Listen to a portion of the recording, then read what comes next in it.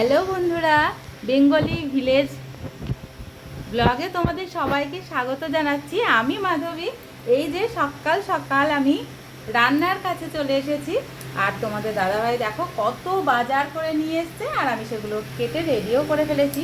আজকে হবে লাউ শাক দিয়ে পোস্ত, আলু দিয়ে লাউ শাক দিয়ে পোস্ত করব। আর এই যে দেখো মাছের তেল নিয়ে এসছে। মাছের তেল তোমরা কে কে খাও একটু কমেন্টসে জানাবে। এই দেখো মাছের তেল, একদম ফ্রেশ মাছের তেলটা। এই দেখো দুটো মাছের তেল নিয়ে এসছে, আর মাছের ডিম নিয়ে এসছে। মাছের ডিমটা দেখেছো? এই দেখো এখনও ওগুলো বাছিনি, রেডি করিনি, ধুয়েও নি, কিছুই করিনি, সবে ঢেলে রেখেছি। এই দেখেছো মাছের ডিম আর মাছের তেল। আজকে আমি মাছ আনতে না করেছিলাম, তার কারণ কালকের মাংস রয়েছে অনেকটা, ওই জন্য। কালকে রাতে মাংস হয়েছিল, মাংস আমি অনেকটা বেশি আনা হয়ে গেছিলো, মাংস কষিয়ে রেখে দিয়েছি। ওই জন্য আমি বলেছি আর মাছ আনবে না, মাছের তেল আর মাছের ডিমটাও তোমার দাদা ইচ্ছে করেই নিয়ে এসছে। তাই আমি আজকে কাটতে বসে গেছি। এই দেখো পটলগুলো দেখো কত জালি ভেতরে, পটল ভাজা করেছি। এই পটলগুলো কত বড় বড় দেখো। আমার তো সবজি দেখতে ভীষণই ভালো লাগে। আমাদের গ্রামে জমি আছে, তো আমি পটল নিজের হাতে তুলি। পটলগুলো তুলি যখন, তখন দেখতে আমার খুবই সুন্দর লাগে, ভীষণ ভালো লাগে। আর এখন তো সেই জমিও দেখতে পাচ্ছি না, নিজের হাতে তুলতেও পাচ্ছি না। বাজার থেকে যখন আসে তখন আমার ভীষণ ভালো লাগে। আমি সবজি ভীষণ দেখতে পছন্দ করি, খাওয়ার থেকেও আমি দেখতে অনেক বেশি পছন্দ করি। এই দেখো কত সবজি কিনে নিয়ে এসছে, গাজর কিনে নিয়ে এসছে, বিট কিনে এনেছে, কাঁচা লঙ্কা এনেছে, লাউ শাক রয়েছে, এখনও আমি কেটেছি কিছু, এখনও রয়েছে। তো চলো তাড়াতাড়ি করে আমি রান্নাটা করি, তোমাদের দাদাভাই আবার খেতে আসবে। এই দেখো আমি পটল ভাজতে শুরু করে দিয়েছি। পটলগুলো দেখো কত বড় বড় পিস হয়েছে। এই যে আমি ভাজছি, একটু ঢাকা দিয়ে রেখেছিলাম, তাই সামনেরগুলো একটু পুড়ে গেছে। পটল ভাজা খেতে আমার ভীষণ ভালো লাগে, তোমার দাদাভাইও পছন্দ করে। আর যেহেতু আমরা দুটো লোক, আমাদের বেশি লাগে না, তাই যে দুটো পটল কেটেছি। এই দেখো পটলগুলো একটু উল্টে পাল্টে ভালো করে ভেজে নেব। আমরা ছাঁকা তেলে কোনো কিছু ভাজি না, এই দেখো অল্প অল্প করে তেল দিয়ে আমি ভেজেছি। তারপর এই দেখো প্রায় ভাজাটা রেডি হয়ে গেছে, এটা একটু বাকি আছে, একটু ভেজে নেব। পটল ভাজাটা কেমন লাগছে তোমরা বলবে, আর তোমাদের কার কার পটল ভাজা খেতে ভালো লাগে একটু অবশ্যই জানাবে। আমার পটল ভাজা খেতে খুবই ভালো লাগে, মানে সব কিছু দিয়েই খাই আমি, রুটি দিয়ে, ভাত দিয়ে, সব কিছু দিয়েই খাই। আর এই যে পটল ভেজে আবার আমি পেঁয়াজ কাঁচা লঙ্কা দিয়ে মেখেও খাই। তো পটল ভাজা কমপ্লিটলি আমার হয়ে গেছে। এবারে আমি ভাজবো মাছের ডিম। এই দেখো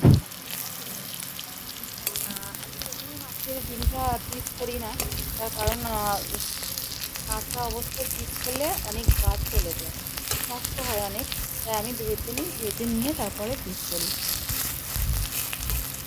আজকে মাছের ডিমের আমি চপ বানাবো কাঁচা তেল দিয়ে। এরকম ভালো করে ভেজে নিচ্ছি মাছটা উল্টে পাল্টে। দেখো মাছের তেলটাতেও আমি খুবই মাছের ডিমটাতেও আমি ডিমটাতেও কম তেল দিয়েছি, কারণ বেশি তেল দিয়ে ডুবো তেলে ভাজা তোমার দেওয়া হয় কোনো কিছু খায় না। তো আমার এটা ভাজা হয়ে গেছে, এবার আমি মাছের তেলটা ভাজবো। এই যে নিয়ে এসেছি মাছের তেলটা, দেখো একদম পরিষ্কার করে ধুয়ে বেছে নিয়ে এসেছি। আমি তেল বসিয়ে দিয়েছি, তাতে কিছু রসুন দিয়েছি। এবার রসুনের ওপরে পেঁয়াজ কুচি দিয়েছি। পেঁয়াজ কুচিটা লাল লাল হয়ে গেলে তারপরে আমি লঙ্কা কুচি দেব, তারপরে আমি মাছের তেলটা দেব। পেঁয়াজ একটু বেশিই দিয়েছি, পেঁয়াজটা একটু ভেজে নেব।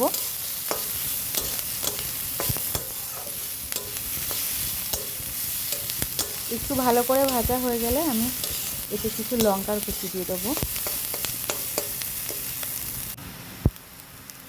এই যে লঙ্কা কুচি দিয়ে দিলাম, আর পেঁয়াজটা একটু হাফ হাফ ভাজাও হয়ে গেছে। এবারে আমি মাছের তেলটা দিয়ে দেব। এই দেখো মাছের তেলটা দিয়ে দিয়েছি।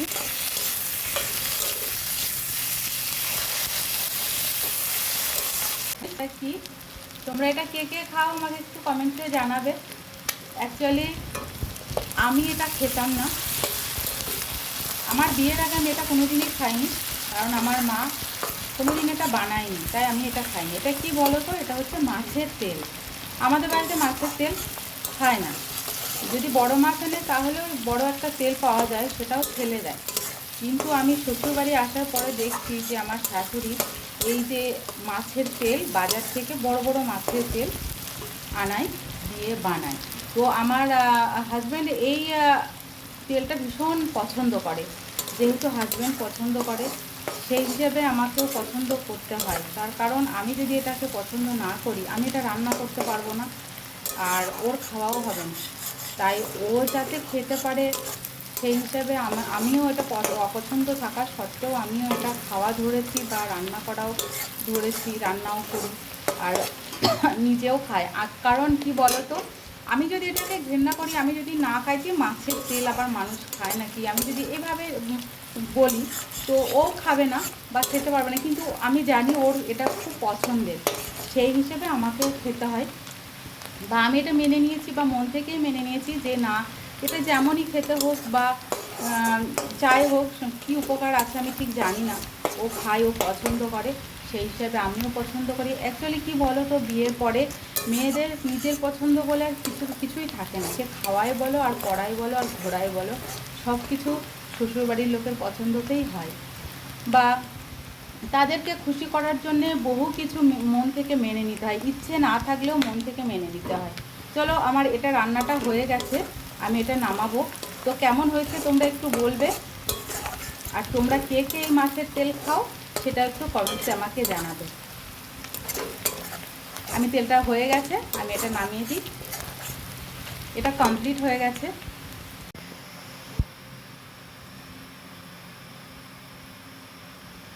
এটা কি বলো তো, এটা পাকা তেঁতুল আমি ভিজিয়ে রেখেছিলাম আর চিনি, তো ওটা ফুটিয়ে নিয়েছি। তারপরে আমি এটা দিলাম, মাছের এই যে ডিম ভেজে পিস করে করে রেখেছিলাম সেটাই দিলাম।